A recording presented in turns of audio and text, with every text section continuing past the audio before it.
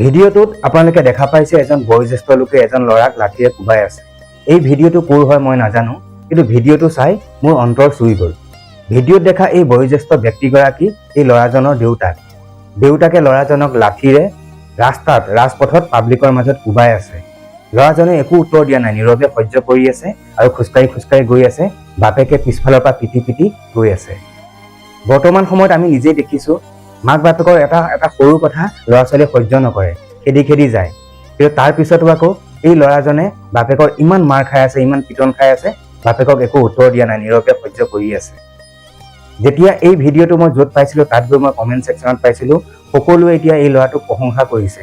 সকলোৱে কৈছে নিশ্চয় মাক বাপেকে সৰুতে ধুনীয়া সংস্কাৰ দিছিলে, সেইকাৰণে আজি ল'ৰাটোৱে বাপেকক উভতি ধৰা নাই। আচলতে কি জানে, মাক বাপেক হৈছে জীৱন্ত ভগৱান। মাক বাপেকক সেৱা কৰিলে এক্সট্ৰাকৈ গৈ নামঘৰ মন্দিৰত গৈ সেৱা কৰাৰ কোনো প্ৰয়োজন নাই। মাক বাপেকে কেতিয়াবা গালি পাৰিলেও মাৰপিট কৰিলেও সেয়া আচলতে ল'ৰা ছোৱালীৰ কাৰণে আশীৰ্বাদ বুলিয়েই ভাবিব লাগে। এই ল'ৰাটোৱে যি কৰি দেখুৱালে বৰ্তমান প্ৰজন্মৰ কাৰণে এয়া এটা ডাঙৰ উদাহৰণ। ইমানখিনি মাৰপিট কৰাৰ পিছতো দেউতাকক যে একো কোৱা নাই, একো উত্তৰ দিয়া নাই, নীৰৱে সহ্য কৰি গৈ আছে, এয়া আচলতে এই ল'ৰাটোৰ সংস্কাৰ।